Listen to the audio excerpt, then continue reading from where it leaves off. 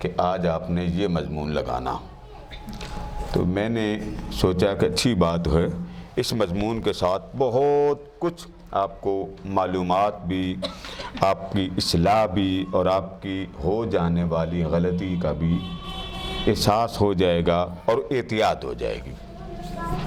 سردی کا موسم ہے، اس لیے بعض اوقات ایسی بات معلوم نہیں ہوتی، علم نہیں ہوتا، اس لیے میں نے چاہا کہ میں آپ کو تفصیل سے تھوڑی سی بات بتا دوں۔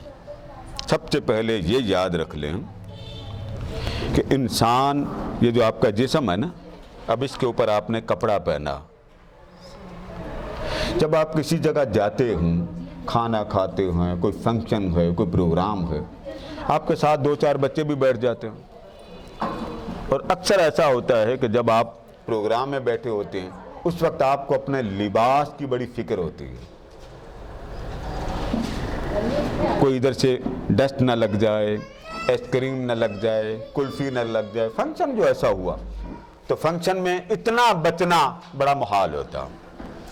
اچھا، اب آپ کے جو کپڑے پر کوئی چیز لگتی ہے، وہ لگ جانے کے بعد طبیعت پر بڑی بوجھ بنتی ہے جب تک وہ کپڑا صاف نہ ہو جائے۔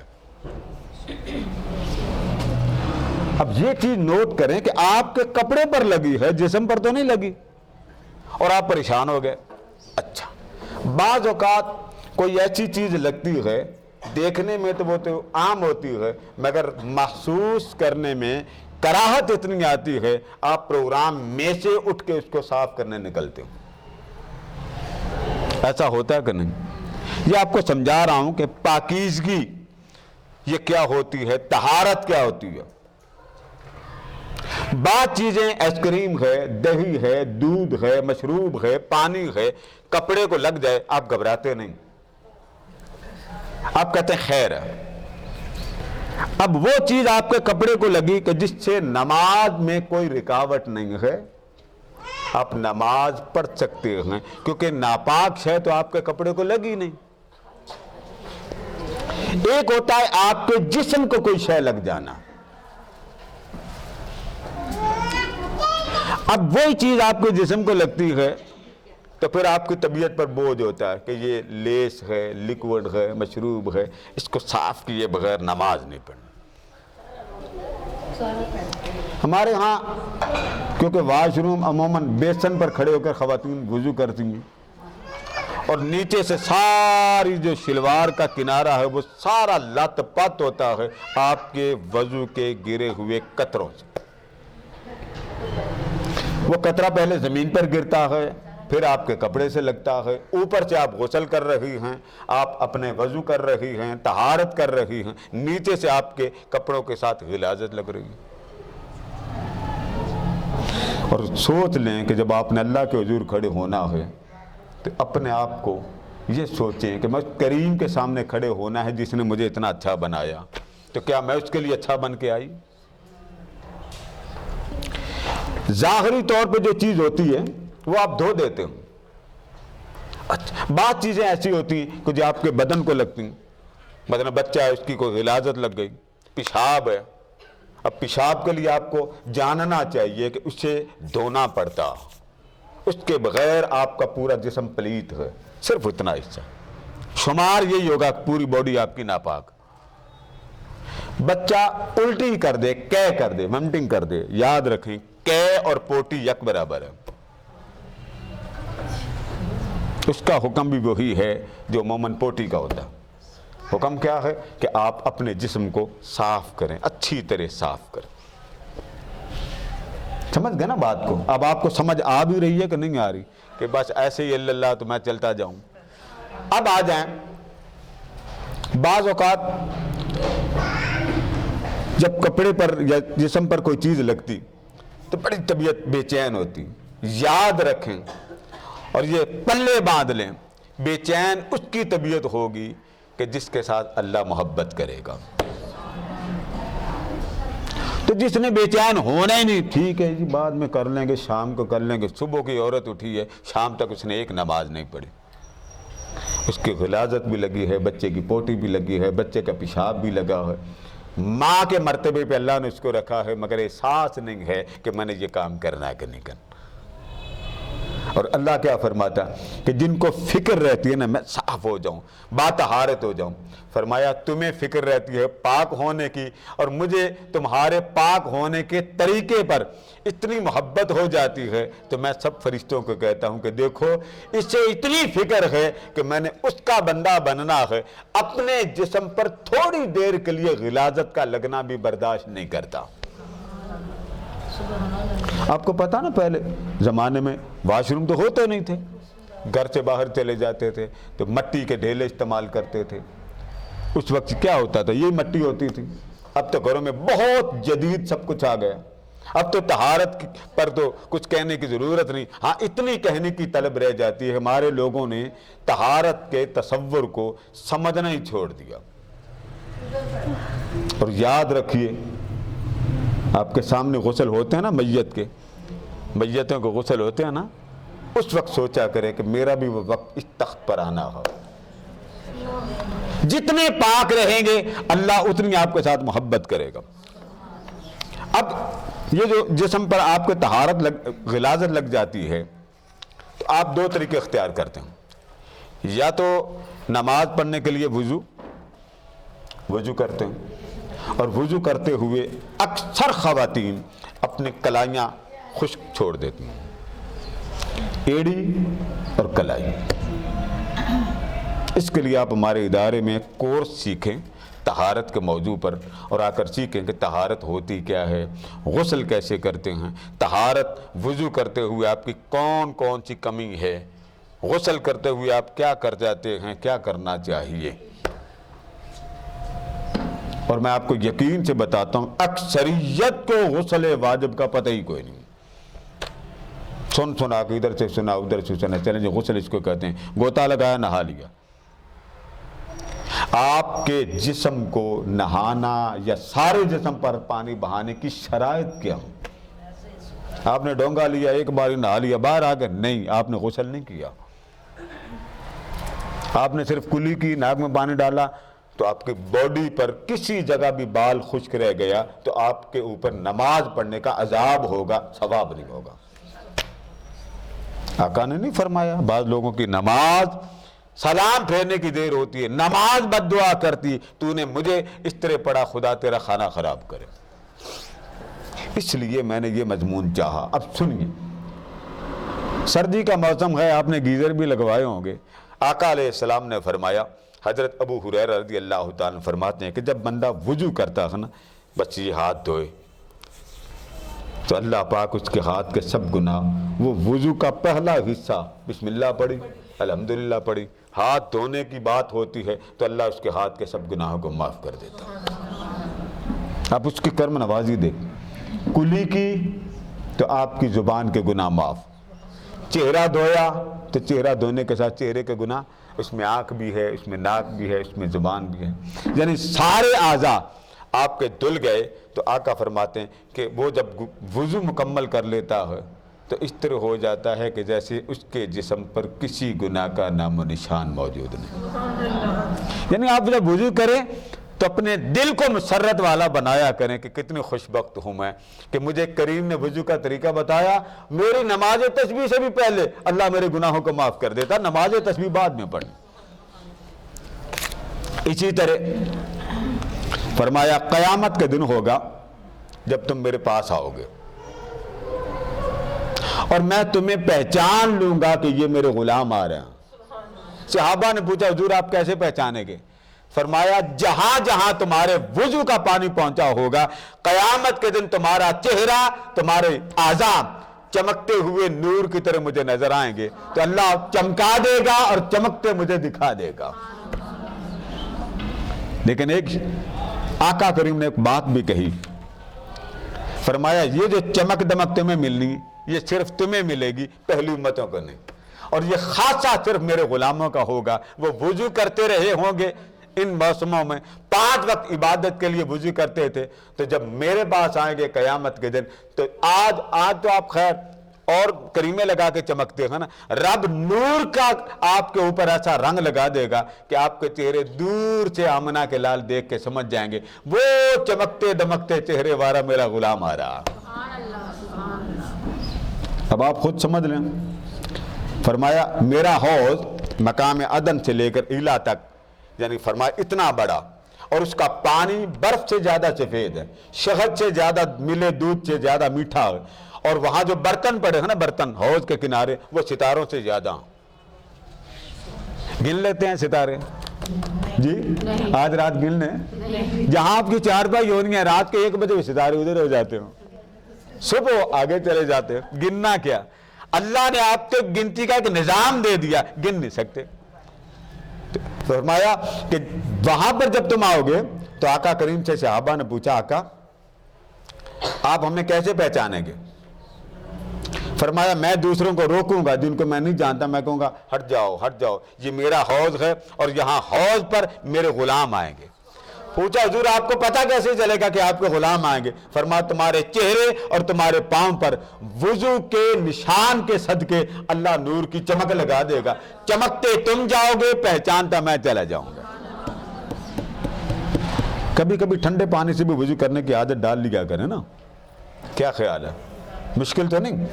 اب یہاں پر میں ایک بات کہوں، جب بھی وضو شروع کروں تو سب سے پہلے 2 جملے بول لیا کریں، بسم اللہ والحمدللہ، اونچا بولیے، بسم اللہ والحمدللہ۔ آقا نے فرمایا جب تک تمہارا وضو برقرار رہے گا ملائکہ تمہارے لیے بخشش کے درجے لکھتے چلے جاتے ہیں۔ اب اس بات کو سمجھ لینے کے بعد کلی کریں، آرام سے کریں۔ یہ چھوٹا سا آپ پانی اتنا سا لیں اور جتنے ایریے میں زبان ہے تو آپ تھوڑی بار کرچ کر دیں، اچھی طرح میل بھی نہ نکلے۔ برش ہے برش کر لیں، مسواک ہے مسواک کر لیں۔ ایک شخص نے آقا کریم سے پوچھا کہ مسواک کیا، دانت ہی کوئی نہ تو کیا کریں؟ فرمایا اگر دانت نہیں ہے مسواک بھی نہیں ہے تو ان 2 انگلیوں کو استعمال کر لیا کرو، یہ بھی 2 انگلیاں تمہیں مسواک کا فائدہ دے دیں گے۔ وضو میں ایک چیز ذہن میں رکھ لیں کہ جب آپ نے وضو کرنا ہو تو وضو کے دوران گفتگو نہ کیا کرو۔ اکثر ہمارے ہاں یہ بیماری ہے، پوری ہانڈی آخر تک فہرست بتاتی رہتی ہے والدہ، ایک کمرے میں جاتی ہے واش روم میں وضو کرتی ہے اور ساتھ اس کی نگاہ ہانڈی پہ رہتی ہے، بچی کو ہدایت دیتی رہے گی اس یہ کرنا یہ کرنا۔ یاد رکھے وضو میں بولنے کی اجازت نہیں ہے، بہت بڑی غلطی کرتی ہیں۔ اور پھر وضو بغیر بسم اللہ کے، ناؤذ باللہ نہ بسم اللہ، ادھر سے بات کی، کپڑا دیکھا، کسی کے بات کی، کرتے کرتے ہاتھ دھونا شروع کر دیا۔ نہیں، اتنے ظلم نہ کریں، اللہ نے آپ کو اتنے خزانے دیے اور اپنے خزانے بند کرنا شروع کر دیں، عقل مندی نہیں۔ اب اتنی بات تو آپ سمجھ گئے کہ اللہ کو وہ بندے بڑے پسند ہیں۔ پھر وضو اور وضو کے دوران آپ کے جسم کے اوپر غلاظت نہ لگے۔ 2 چیزیں اللہ تعالیٰ آپ کی پسند کرتا، ایک ہے طہارت اور دوسری ہے توبہ۔ ہمارے ہاں ابھی رات کو مجھے ایک بیٹی کا فون آیا، اس نے مجھے کہا قادری صاحب دعا کریں اللہ مجھے معاف کر دے۔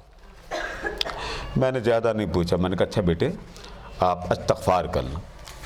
ایک لفظ بولتے ہیں استغفار، قرآن پاک میں بھی یہ لفظ آتا ہے۔ استغفار کہتے ہیں کہ جو پہلے آپ سے غلطی ہوئی ہے اس کی معافی مانگ لیں، اس کو کہتے ہیں استغفار۔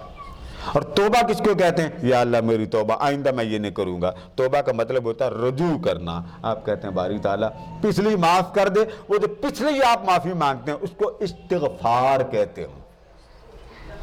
توبہ الگ ہے، استغفار الگ ہے، دونوں کو اللہ پاک نے الگ الگ بیان کیا اور فرما دیا کہ توبوا الی اللہ جمیعا، اور دوسرے مقام پر فرمایا کہ تم توبہ بھی کرو استغفار بھی کرو۔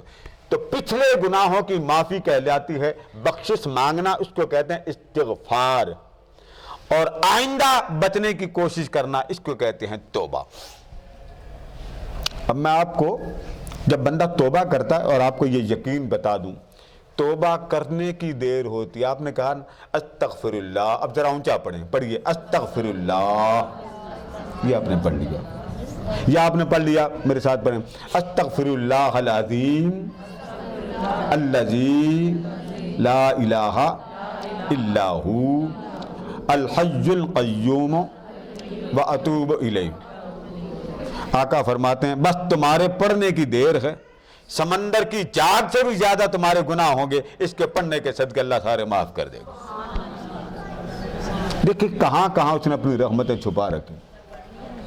تو جب بندہ ظاہری پلیتی سے بچتا ہے، پھر اپنے اندر کی پلیتی، تو توبہ اندر کی پلیتی کو ختم کرتی۔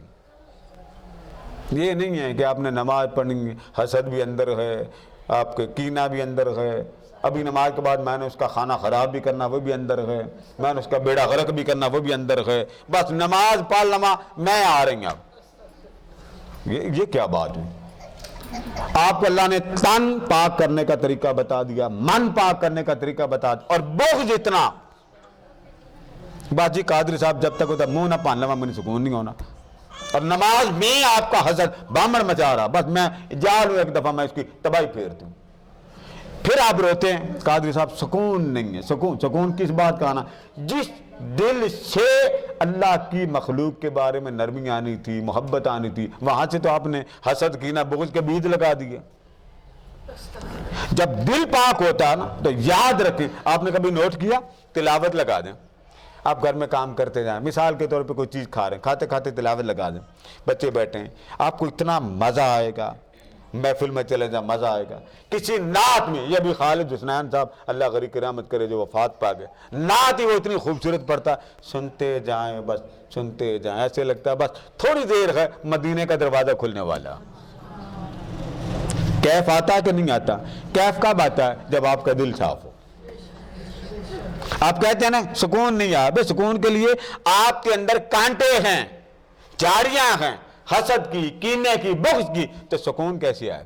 اور یاد رکھیں جو دل والا، جو مومن کثرت کے ساتھ جھوٹ بولے، اس کے دل میں اللہ رحمت کرتے ہی کوئی نہیں۔ بہانے بڑے عورتیں بنا لیتی ہیں، بس جی کتے جھوٹ مارنا پہنتا، کوئی پیسے پوچھے بے جی میرے پیسے نہیں، آپ کہہ سکتے ہیں، آپ کوئی اور بہانہ، بڑے بڑے طریقے اسلام نے دیے۔ اب اس بات کو غور سے سنیں کہ ایک بندہ جسم پاک کیا اور دل میں گالیاں دینا شروع کر دے کہ باجی فلاں ایسا فلاں ایسا، اور یاد رکھیں یہ جو آپ کے دل میں باتیں آتی ہیں نا بری، اس کی کوئی نہ کوئی وجہ ہوتی ہے۔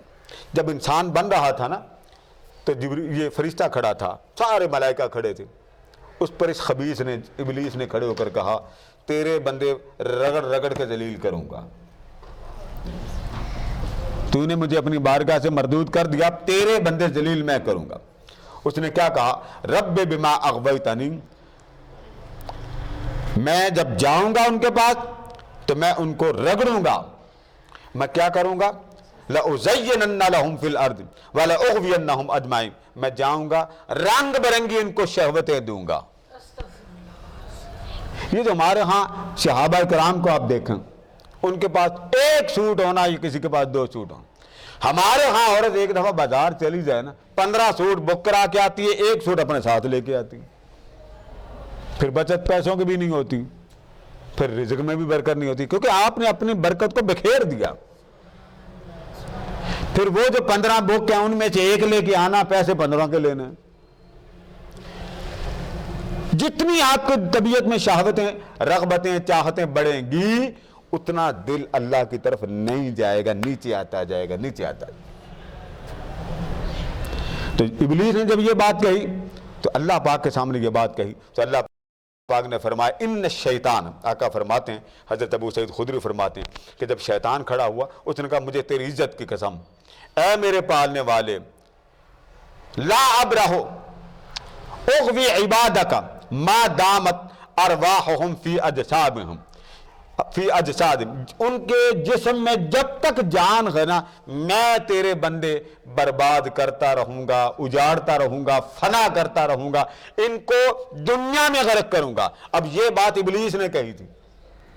اچھا اب قربان جائیں، اللہ پاک نے فرمایا قال رب وعزتی وجلالی لا ازال اغفر لہم مستغفرون، فرمایا ابلیس ملعون تو ان کو ذلیل کرنے کی کوشش کرے گا، بدنام کرنے کی کوشش کرے گا، گناہگار بنانے کی کوشش کرے گا۔ فرمایا میں رب ہوں، مجھے اپنے ربوبیت کی قسم، مجھے اپنی عزت کی قسم، مجھے اپنے جلال کی قسم، اگر تیرے باتوں میں آ کر میرا بندہ بھٹک جائے، الجھ جائے، گمراہ ہو جائے اور میرے حضور آ کے بس اتنا کہہ دے مولا غلطی ہوگی، میں نہیں پچھلا دیکھوں گا، میں اس کے سب گناہ معاف کر دوں، کیونکہ اس نے میرے پاس آ کے اقرار کر لیا۔ اور اقرار کرنے کو توبہ کہتے ہیں۔ ہماری بہنیں کئی دفعہ ہانڈی پکاتی، ہائے اللہ میری توبہ، بظاہر ان کو پتا نہیں ہوتا کہ میں کیا کہہ رہی ہوں، اور ادھر سے آواز آتی دیکھو کام دنیا کے کر رہی ہے اور توبہ مجھ سے کر رہی ہے۔ وہ توبہ بھی اللہ کو بڑی پسند ہے۔ کبھی کبھی میاں سے لڑائی کر کے بھی توبہ کر دیں، پتہ نہیں ہے توبہ جان کدوں چھٹنی ہے اس کو لو، وہ توبہ اللہ کو پسند نہیں ہے۔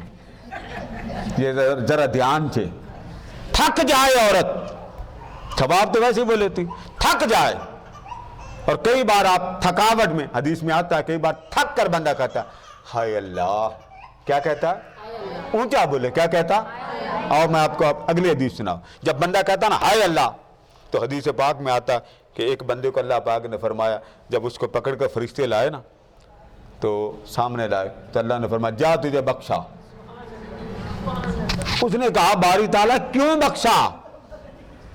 نیکی میرے پلے کوئی نہیں، امام فخر الدین رازی یہ واقعہ بیان کر، نیکی میرے پلے کوئی نہیں، تو نے کیوں بخشا؟ اب آپ نے کیا بولا تھا بھی؟ عام طور پہ رات کروٹ بدلتے بھی نکلتا ہائے اللہ، رضائی لیتے ہوئے بھی ہائے اللہ، جوتا پہنتے بھی ہائے اللہ، چار پیسے اٹھتے بھی ہائے اللہ، یعنی بندہ قدم قدم پر اللہ اللہ کا جب ذکر کرتا ہے تو دیکھیں صلہ کیا ملتا۔ اللہ پاک نے فرمایا جا میں نے تجھے بخشا۔ وہ کھڑا ہو کے کہتا باری تعالیٰ بتا کیوں بخشا؟ اللہ پاک فرماتا اے میرے بندے تجھے معلوم ہے مجھے نیند نہیں آتی، مجھے اونگ نہیں آتی، میں سوتا نہیں ہوں۔ بات یہ ہے ایک رات تو اپنی چارپائی پہ سو رہا تھا، چارپائی پہ سو رہا تھا، رات کا وقت تھا، اور رات کے وقت تو سو رہا تھا، بس تو نے کروٹ بدلی، جب تو نے کروٹ بدلی تو تیرے کروٹ بدلتے میرا نام نکل گیا۔ جیسے تیرے کروٹ بدلی اور تو نے کہا اللہ، کیا کہا؟ اللہ، حالانکہ تو نے جان بوجھ کے نہیں مجھے یاد کیا، تو نے غفلت میں مجھے یاد کیا۔ فرمایا مجھے تیرا بھول کر بھی یاد کرنا اتنا پسند آ گیا، میں نے تیرے سارے گناہ معاف کر دیے۔ بولیے اس کی رحمت ہے کہ نہیں بندوں پر؟ بولیے ہم میں کتنی عورتیں ہیں جو محفل کسی کی شادی میں چلے جائیں وہاں بھی اللہ اللہ نہیں کرتی، وہاں اٹھتے ہوئے او مائی گاڈ، بھائی چلو گاڈ ہی کہہ لیا، اللہ ہی کہا نا، وہاں ماڈرن بنتی ہیں۔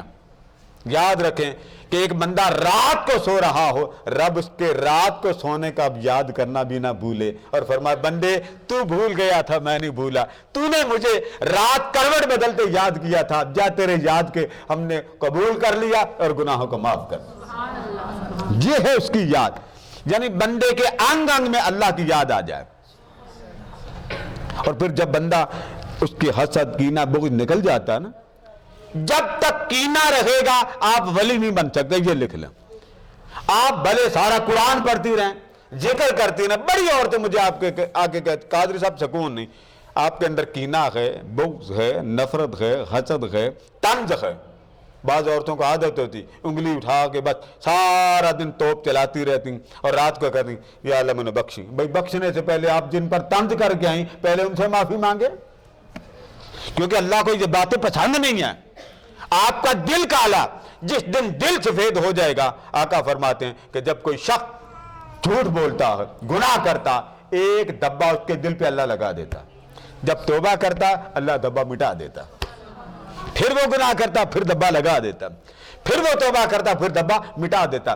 اب برائی کرتا جائے دبے پہ دبا، دبے پہ دبا، دبے پہ دبا لگتا جاتا، بالآخر وہ وقت آ جاتا کہ سارا دل ہی اس کا کالا ہو جاتا۔ لہذا جھوٹ سے بچیں جو مرضی ہو جائے۔ کتنا لوگوں کو کالا کرنا ہے، آپ کو معلوم نہیں کہ کل آپ نے بھی اس کے حضور پیش ہونا، جب آپ ننگے ہوں گے تب سوچے کہ آپ کے انگ انگ کا گناہ اس رب ذوالجلال پوری کائنات کے سامنے ہوگا، کون بچائے گا آپ کو؟ اس لیے آج اگر کسی کی کردار پر، ذات پر آپ انگلی نہ اٹھائیں، تو اللہ آپ کی زندگی کو اتنا برکت والا بنا دے گا، آپ کے وہم و گمان بھی نہیں ہوگا۔ تو اللہ نے فرمایا کہ اگر کوئی شخص گناہ کر بیٹھے اور شیطان کے بہکاوے میں آ جائے، میرے پاس آ کے توبہ کر لے، اگر اس کے گناہ سمندر کی جاگ کے بھی برابر کیوں نہ ہو جائیں، میں سارے معاف کر دوں گا۔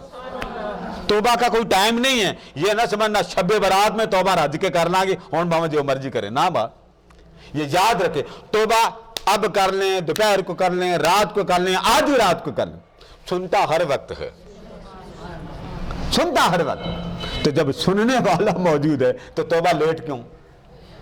اس لیے آقا کریم نے فرمایا کہ جب بندہ توبہ کرتا ہے تو رب ذوالجلال توبہ کو قبول کتنا کرتا ہے اور اس کو خوشی کتنی ہوتی، یہ خوشی سن لیں، خوشی سن لیں۔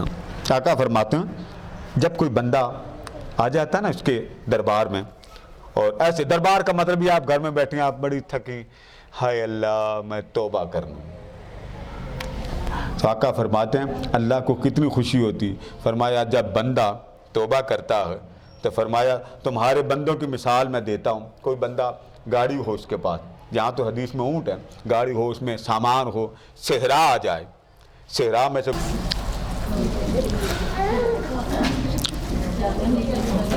حضرت انس بن مالک فرماتے ہیں، اب توبہ کی بات کہ اللہ کو بندے کی توبہ کتنی پسند ہے۔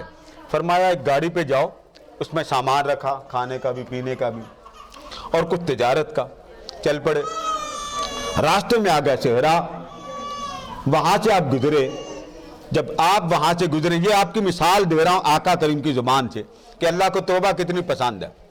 فرمایا جب تم جنگل سے گزرے، وہاں پہ تم اترے، گاڑی سے اترے، آرام کیا، کھایا پیا اور سوچا کہ چلو تھوڑی دیر آرام کر لو، تھوڑی دیر آرام کے بہانے سوئے، اٹھے تو گاڑی غائب، سامان بھی، اس وقت اونٹ ہوتے تھے نا، تو فرمایا تمہارا اونٹ بھی غائب، تمہارا سامان بھی غائب، ادھر بھاگے ادھر بھاگے، نظر نہ آیا، جب دیکھ لیا تھک ہار گئے، تو فرمایا اب یہی رہ گیا نا کہ اب موت ہی آنی ہے، کیونکہ اتنی دور کا سفر تو میں کر نہیں سکتا۔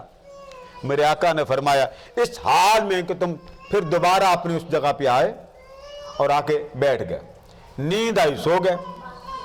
میرے آقا نے فرمایا کہ جب سوئے پریشان تھے، مضطرب تھے اور آپ کو پتہ نہ تھا، کیونکہ آپ کو تو یقین ہی نہیں تھا کہ میرا یہ سامان گم ہو جائے گا، ابھی سامان تجارت کے لیے آگے لے کے جانا تھا، وہ راستے میں گم ہو گیا۔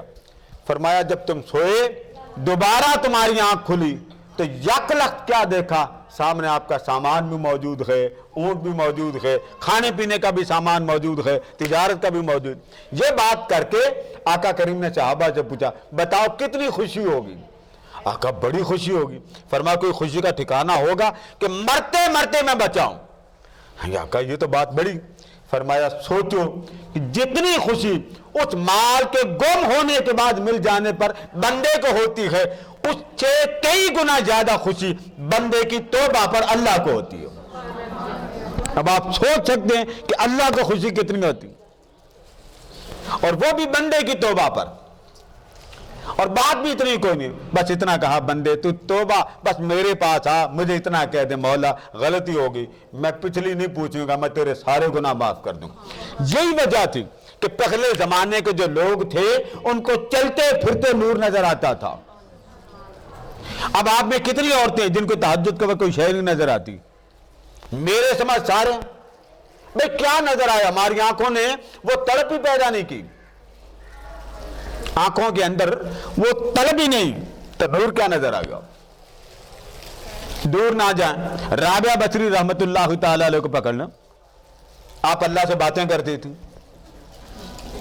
آپ میں کون ہے جو اللہ سے باتیں کرتا؟ بولیں کوئی بھی نہیں، مانتے سارے اللہ کو مگر اللہ سے باتیں کوئی بھی نہیں کرتا۔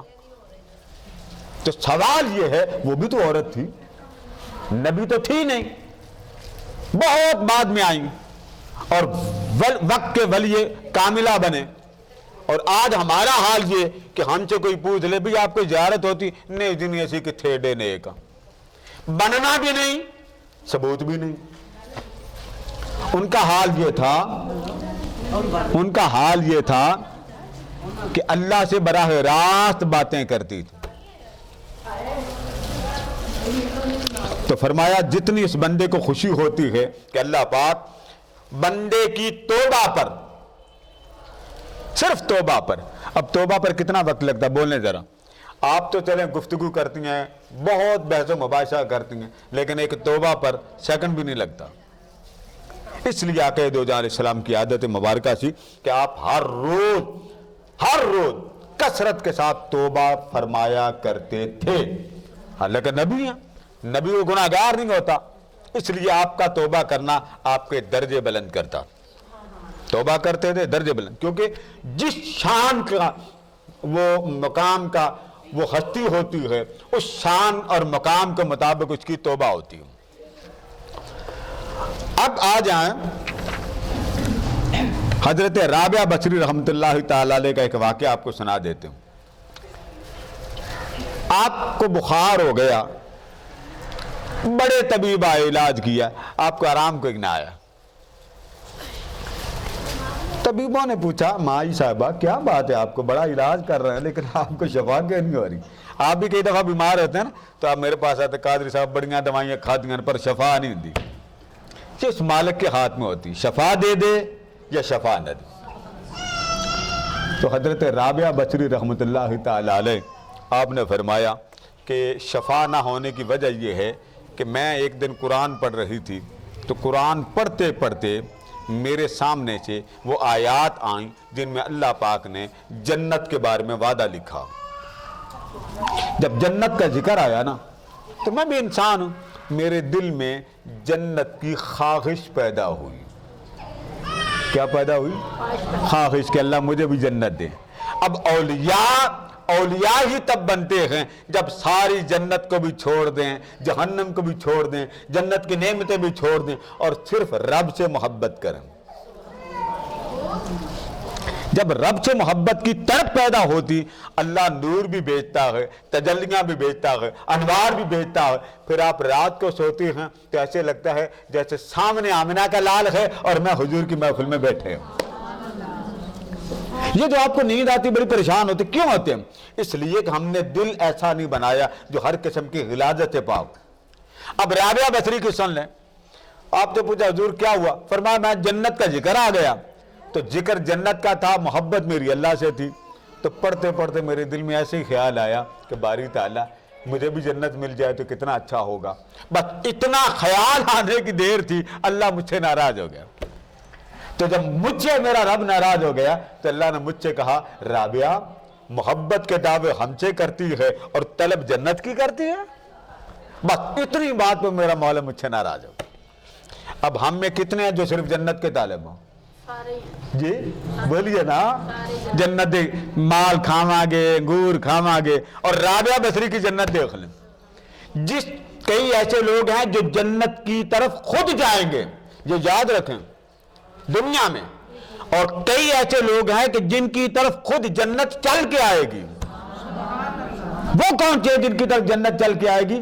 جن کے دل پاک ہوں گے. بولیے جن کے دل.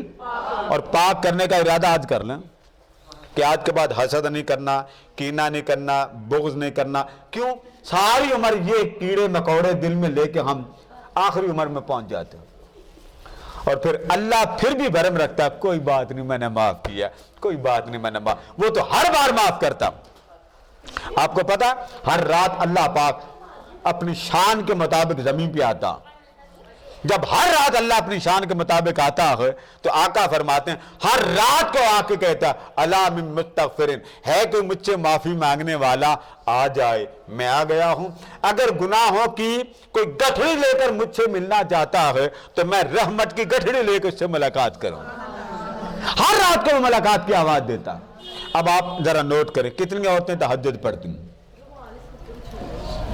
چلو کیمرہ ادھر نہیں لگاتے، میری بہنیں بیٹی ہاتھ کھڑا کریں کتنی میری بیٹیاں بہنیں تہجد پڑھتی دیکھ لیں. اب یہ فکر کی بات ہے کہ کھائیں نبی کا اور نبی کی سنت تہجد. اچھا اب ہاتھ کھڑے کریں جو کہتی ہیں ہمیں قبر میں آگ نہ لگے. اب دیکھیں ہاتھ ہی ہاتھ سارے کھڑے، نہ کیمرہ ادھر نہ لگائیں. یہ جو کیمرے والے سن رہے ہیں یہ بھی سن لیں، ہاتھ کھڑا کرے جو کہتے ہیں کہ ہم نے دوزخ میں نہیں جانا. پہلے کس میں جائیں گے؟ پہلے کس میں آپ کو ڈالا جائے گا؟ اونچا بولے کس میں؟ اب تھوڑی دیر قبر کا نظارہ کرے. باندھ ہے، اوپر سلیب لگی ہے، نہ بتی نہ دیوا اور نہ ٹچ موبائل جس کے ساتھ آپ کا عشق. اب ذرا تھوڑی دیر کے لیے سوچیں، آپ کمرے میں بیٹھی ہیں، لائٹ چلی جائے یک لخ، تو آپ کمرے سے کیا کرتی ہیں؟ بھاگ کر بولے نا باہر آتی ہیں. ایسے ہی ہے نا، بھاگ کے باہر آتی. لائٹ بند ہو آپ گھر سے باہر آ جاؤ. اب قبر میں لائٹ بھی نہیں ہے، اب کدھر بھاگیں گے؟ تو دو چیزیں میں سنا کے بات ختم کرنا چاہتا ہوں. دو چیزیں میں آپ کو دینا چاہتا ہوں تاکہ رہیں بھی رحمت میں، ملے بھی رحمت، ہو بھی بخشش، اور قبر میں جاتے ہوئے تاجدار کائنات آپ کو اپنی کملی میں چھپا لیں. چھپنا چاہتی ہیں؟ بولیے. حضور کی گود میں آنا چاہتی ہیں، آقا کی رحمت میں آنا چاہتی ہیں، دو کام کریں. کتنے؟ دو کام. غور سے سن لیں. کتنے کام؟ پھر بولیے کتنے کام؟ دو کام کریں. میرے آقا نے فرمایا بس یہ کام تم کر لو، قبر میں کیا حشر کی آگ بھی تمہیں اثر نہیں کرے گی. ایک آسان بتا دیتا ہوں، ہے دوسرا بھی آسان، ایک مشکل بتا دیتا ہوں. آسان یہ ہے کہ چلتے پھرتے حضور پر درود و سلام پڑھو ہر حال میں. یہ دل بھی پاک کرتا ہے، روح بھی پاک کرتی، اور قبر کے اندر نور بھی لاتا ہے، اور قبر کے کیڑے مکوڑے بھی بگاتا. کیا؟ اونچا بولیے. وضو ہے نہیں ہے، درود پڑھو. کوئی سا پڑھ لے. اگر آپ پریشان ہیں، آپ کا کوئی مسئلہ حل نہیں ہوتا، آپ کہتے قادری صاحب مسئلہ حل کرونا. کیا کرنا؟ اونچا بولیں نا، جیسے میں نے زور لگا کے کہا مسئلہ حل کرانا. مثلا پریشان عورت میرے پاس آ جاتی ہیں، وہ بیچاری قادری صاحب میں مر گئی، تو آپ سن لیں مسئلہ حل کرانے کا گر دے رہا ہوں.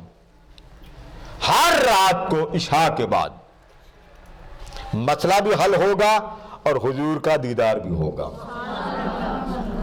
ہر رات کو بستر پر جب آپ سونے لگیں، سارے کام مکمل کر لینے کے بعد بستر پر بیٹھ جائیں، یا آپ نوٹ کر لیں 10-15 منٹ آپ سونے سے پہلے چہل قدمی کر لیں. تسبیح آپ کے پاس ہو، کاؤنٹر آپ کے پاس، کم سے کم 500 بار. کتنا؟ کم سے کم 500 بار آپ چلتے پھرتے توجہ ادھر رکھیں. یہ نہیں ہے کہ آپ پڑھیں صلی اللہ علیہ وسلم ادھر دیکھ رہے ہیں، نہ. یعنی آپ کا دھیان بیٹھے بیٹھے آپ کو یہ بھی گمان نہ ہو کہ میرے سامنے کھڑا کون. ٹھیک ہے؟ 500 بار آپ درود پاک پڑھیں، اور پڑھ کر بارگاہ رسالت مآب میں عرض کریں آقا یہ میری طرف سے ہدیہ قبول کریں اور میری تکلیف دور کریں. لکھ لیں لکھ لیں لکھ لیں. سب اولیاء نے لکھا کہ جم کے اور استقامت کے ساتھ، مضبوطی کے ساتھ، یقین کے ساتھ بھلے آنسو نکلا، یہ زیادہ بہتر.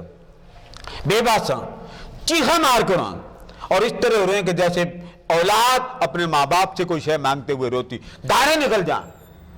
آپ کا مسئلہ 40 دن ہونے سے پہلے حضور حل کر دیں گے. اس پر بڑی بڑی روایتیں آ گئی ہیں، میں آپ کو کیا بتاؤں. یہاں ہمارے ایک سٹیکر چھپا، اس پر لکھا تھا ہر دکھ درد کی دوا ہے درود و سلام. یہاں وہ شاہ صاحب زندہ تھے، حکیم احمد شاہ صاحب وصال کر گئے. وہ کہتے ہیں مجھے آ کے سناتے، کہتے قادری صاحب بندہ میرے پاس آیا، سٹیکر یہ لگا تھا، اور مجھے آ کر کہتا شاہ جی تو انہوں گل نہ سنائی. سنا؟ کہتے جی میرا کیس حل نہیں ہوتا تھا، کیس. میں بڑا تنگ آ گیا، تو یہ لکھا ہوا تھا، تو میں نے پڑھ کے نا ہر روز اس پر عمل کرنا شروع کیا. وہ کہتے جب میں نے وہ پڑھنا شروع کیا تو ایک دن میں عدالت گیا تو مجھے جج بلا کے کہتا ادھر آؤ. میں آگے آیا، مجھے کہتا کیا کرتے ہو؟ جج مجھے پوچھتا، میں نے کہا غریب آدمی. اس نے پوچھا پڑھتے کیا ہو رات کو؟ رات کو پڑھتے کیا ہو؟ اس نے سنا دیا جی کہ میں رات درود پڑھ کے سوتا ہوں. اب اگلی بات سن، اس جج نے کہا، یہ الفاظ ان کے ہیں، اس جج نے کہا رات کو مجھے بھی زیارت ہوئی ہے، اور آقا دو جہاں نے مجھے ٹھوکر مار کے فرمایا غلام روز آتا ہے اس کا کام کیوں نہیں کرتا؟ تو اس لیے میں حیران تھا کہ کتنا خوش بخت ہے کہ جس کے صدقے رب نے مجھے بھی دیدار کرا دیا۔ کسی کو مارنے کے لیے نہ پڑے، مسئلہ حل کرانا ہو تو ایسے بیٹھیں جیسے لاڈلا امتی بیٹھتا، عرض کر دیا کرے، ساری کھول کے سنا کرے، سونیا تیرے بنا میرا ہے کون۔ ہماری باجی نازیہ ایسے ہی منا لیتی ہے، سارے کام منا لیتی ہے، آپ کو منانا نہیں آتے۔ ایک کام یہ ہو گیا کہ ہر رات مخصوص محدود تعداد میں پڑھیں۔ میں نے تو رات کہا، آپ دن کو بھی پڑھ سکتے ہیں، مگر یہ کہ ناغا نہ کریں۔ بات سمجھ گئے نا؟ تو ایک یہ عمل ہے کہ اگر آپ درود کثرت سے پڑھیں، اللہ کی عزت کی قسم اولیاء لکھتے ہیں کہ چلتے پھرتے آپ کو مصطفیٰ کریم نظر آئیں گے، چلتے پھرتے۔ میں آپ کو بتا نہیں سکتا، امام جلال الدین سیوطی ہر روز 40,000 بار، کتنی بار؟ 40,000 بار درود پاک پڑھتے تھے۔ کتنی بار؟ اب آپ سن کے چونک جاتے ہوں گے، جن کے پاس ٹائم درود کا ہے ان کو دنیا سے باتیں کرنے کی کیا ضرورت ہے؟ 40,000 بار درود۔ اور حال یہ تھا، آنکھ کھلی ہوتی تھی اور سامنے آمنہ کے لال ہوتے تھے۔ اگر آپ کہیں جی ہمارے گھر میں حضور کا آنا جانا ہو جائے، ذرا ہاتھ کھڑا کریں، کون کہتے ہیں؟ اب میں بھی کہتا ہوں میرے گھر میں حضور کا آنا جانا، میں بھی چاہتا ہوں، یا حضور غوث پاک کا آنا جانا ہو جائے، یا داتا گنج بخش کا آنا جانا ہو جائے، چاہتی ہیں کہ نہیں چاہتی؟ تو پھر ایک کام کریں، سب سے پہلے مرید ہوں۔ اور تو میں کسی کا نہیں کہوں گا، اتنا کہوں گا آپ ساری بہنیں حضور غوث پاک کی مرید ہو جاؤ، بس۔ کسی پیر کے ہاتھ میں ہاتھ دیں یا نہ دیں، لیکن غوث پاک کے ہو جاؤں۔ وہ بیٹھی ہیں بابی، آپریشن کے پہلے ان کو خواب آئی، یہ منہ پہ بیٹھی، اور جب ان کا بائی پاس ہونا تھا اس وقت یہ گھبرائی ہوئی تھی، 11ویں دیتی۔ اب خدا جان ان کو کیسے خواب آئے۔ ان کو میں نے کہا میں نے آپ کو حضور غوث پاک کی جھولی میں ڈالا، کچھ نہیں ہوگا، جائیں۔ جب ہماری اس بہن کا آپریشن تھا، وال کا مسئلہ تھا، اس وقت ہماری ہفتہ وار محفل ہوتی تھی، جس کا پوسٹر پیچھے لگا، محفل ہو رہی تھی اور میں بڑی پریشانی میں تھا، اور ادھر محفل ذکر میں میرا خطاب تھا، اور ساتھ ہی میں کہہ رہا تھا یا غوث پاک میں اپنی پینٹ تھوڑی چولی چپائی۔ اسی دوران مجھے کال آ گئی، اللہ کا شکر ہے ان کا آپریشن ہو گیا۔ یہی حال ان کے ساتھ ہوا، اور پھر ان کا عمل 11ویں شریف کبھی نہ چھوڑیں، جو مرضی ہو جائے، کبھی نہ چھوڑیں، کبھی نہ چھوڑیں، کبھی نہ چھوڑیں۔ بڑے ہیں یہ سامنے بیٹھے ہیں، یہ باجی پوچھیں جو 11ویں دیتے ہیں ان پر کرم نہیں حضور غوث پاک کرتے؟ دینے والے تو بنے، کھانے والے نہ بنے، کھلانے والے بنے۔ سب سے پہلی بات مرید ہوں۔ اگر پیر کوئی نہیں ہے تو آپ یہاں آئیں، میں آپ کو حضور غوث پاک کی پیری مریدی سکھا دیتا ہوں، آپ ان کے مرید ہو جائیں۔ دور کے جاتے، یہ باجی بیٹھی، میں یہاں کئی باجیاں کیمرہ لگا، من کا چہرے نہیں دکھا سکتا۔ کرم ہوتا ہے، خدا کی قسم کرم ہوتا ہے، خدا کی قسم کرم ہوتا۔ صرف اتنا کریں، کاؤنٹر لے لیں آج سے، میں آپ کو طریقہ بتاتا ہوں، کاؤنٹر آج سے لے لیں اور آپ وہ درود لکھتے جائیں، ہر روز مجھے واٹس ایپ پہ بھیج دیا کریں۔ اب یہ وہ جو کیمرہ لگا وہ بھی سن لیں، آپ روز وظیفہ لکھ کے مجھے کہ جی آج میں نے اتنا 1000 درود پڑھا، ہم لکھ لیں گے، ہم آپ کا درود اجتماعی ماہانہ محفل میں دعا لینے والی جگہ پر لکھوا دیں گے۔ ایک یہاں سے دعا آپ کو مل جائے گی، ایک وہ دعا مل جائے گی جو سیدھی مدینہ پاک جاتی ہے، آپ کے کام ہو جائیں گے، ٹھیک ہے۔ اور ساتھ ہی میں مزید ایک اور بات بھی سمجھا دوں، بعض عورتیں مسائل پوچھتی ہیں تو میری وجہ سے جھجک جاتی ہیں۔ جب آپ نے کوئی ایسا مسئلہ جو خواتین کے ساتھ متعلق ہو، شرعی مسئلہ پوچھنا چاہیں تو آپ واٹس ایپ پر پہلے لکھ دیا کریں، قادری صاحب اس مسئلے کے بارے میں مجھے رہنمائی چاہیے، کسی سے یہ لکھ دیا کریں، قادری صاحب اس مسئلے میں مجھے کسی کی رہنمائی چاہیے۔ وہ میں میسج آپ کا نہیں سنوں گا، وہ ہماری متعلقہ شعبے کی جو معلمات ہے وہ سن لیں گی کہ آپ کا کوئی مسئلہ ہے، شرعی ہے، آپ سوال پوچھنا چاہتی، وہی وائس میسج سن لیں گے، وہی آپ کو جواب دے دیں گے۔ بعض عورتیں نہیں کہتی، اچھی بات ہے، اپنا اپنا ظرف ہے، جو پوچھنا چاہتی ہیں وہ پہلے کہیں قادری صاحب یہ مسئلہ مجھے آپ نے بتانا تاکہ میں واضح سمجھ سکوں۔ بات سمجھ میں آ گئی نا؟ لہذا آج کے بعد طے کر، درود وضو ہو یا نہ ہو، درود ہر حال میں۔ اور ایک پتے کی بات سمجھا دیں، درود اللہ، باجی شمس النساء بیٹھی، درود اللہ کسی حال میں بھی رد نہیں کرتا۔ ایک درود ایک دعا، بڑا گناہگار کیوں نہ ہو، اللہ رد ہی نہیں کرتا۔ یہ تو آپ کو قیامت کے دن آپ کو محلات اللہ عطا کرے گا، اور محلات دیتے ہوئے فرمائے گا یہ تیری دعاؤں کا خزانہ ہے جو تو روتا تھا یا اللہ میری دعا قبول نہیں کی تھی، لے موج کر، اب یہ ساری جنت اس دعا کے صدقے تجھے عطا کرتے ہوں۔ ایک بات سمجھ گئے نا؟ تو درود جہاں بھی بیٹھے درود، آپ نے کسی میت سے ملنا ہو تو وہاں درود بڑا کام کرتا۔ فجر کی نماز کے بعد اگر آپ نے کسی کی زیارت کرنی ہو، کسی کا والد ہے، کسی کی والدہ ہے، وہ رخصت ہو گئے دنیا سے اور آپ اس سے ملاقات کرنا چاہتے ہیں، تو فجر کی 2 سنتوں کے بعد، فجر کی 2 سنتیں اور فرض کے درمیان 5 منٹ 7 منٹ 10 منٹ ایک حد مقرر کر لیں، اور حد مقرر کر کے درود کی پڑھ کر دعا مانگ کے باری تعالیٰ یہ درود فلاں کو میں بخش رہی ہوں، فلاں کو، اور مجھے جنت میں اس درود کا خوبصورت منظر دکھا دے، اور یہ بھی دکھا دے کہ اس درود کی اس پر برکتیں کیا ہوں، یہ دکھا بھی دے۔ اب یہ اپنے لیے آپ مانگ رہے ہیں، اور یہ اسے دے بھی دے، یہ اس کے لیے مانگ رہے ہیں، اور اس درود کا منظر وہاں بھی دکھا اور اس درود کے برکت مجھے بھی دکھا، تو دونوں طرف آپ کی دعا جمع ہو جائے گی، آخرت میں بھی جمع ہو جائے گی، اور اس کو برکت بھی ملے گی، ثواب بھی ملے گا، اور آپ کو بھی برکت ملے گی۔ 7 دن لگتے ہیں، خواب آ جائے گا آپ کو۔ امام حسن بصری رحمۃ اللہ تعالی علیہ کے پاس ایک خاتون آئی، اس کی جوان بیٹی فوت ہو گئی تھی۔ اس نے کہا حضور میری بیٹی فوت ہو گئی ہے تو مجھے وظیفہ دے دیں تاکہ میں وہ پڑھ لوں۔ وہ آپ کو بتا دیتا ہوں وظیفہ۔ آپ نے فرمایا 4 رکعت نفل پڑھو۔ یہ وظیفہ بھی آپ کر سکتے ہیں عشاء کے بعد۔ اگر کسی کو خواب میں دیکھنا ہو، کسی امتی کو، ماں باپ کو، بیوی بچوں کو کوئی فوت ہو گیا، تو آپ یہ پڑھ سکتے ہو۔ اور بھی ہیں 1-2 میں دے دیتا ہوں تاکہ آپ کو فائدہ ہو۔ سورت ہے سورہ تکاثر، الہاکم التکاثر۔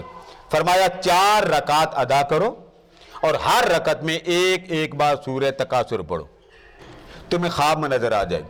اس بیچاری بڑی بولی تھی، اتنا تو اس نے پوچھ لیا کہ مجھے خواب میں نظر آ جائے، یہ اسے پوچھنا یاد نہ رہا کہ وہ خواب میں اچھی حالت میں نظر آئے۔ یہاں ہمارے ایک محترم تھے آل رسول، ایکسیڈنٹ ہوا، ان کی ڈیتھ ہو گئی۔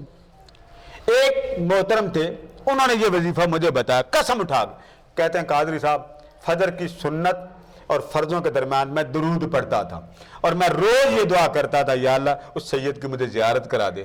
7ویں دن وہ سید مجھے ملے تو میں نے پوچھا شاہ جی جو کچھ میں پڑھتا ہوں آپ کو ملتا؟ وہ کہتے ہیں کچھ نہ پوچھو مجھے کیا کیا نہیں ملتا، ہر شے مجھے ملتی۔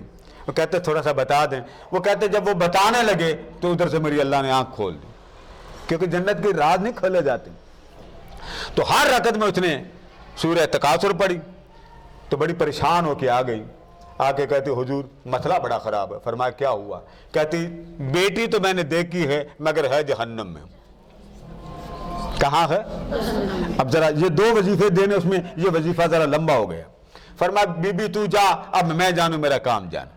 اب ذرا نوٹ کریں کہ ماں وظیفہ لے کے گئی ہے اور بیٹی کہاں نظر آئی؟ جہنم میں۔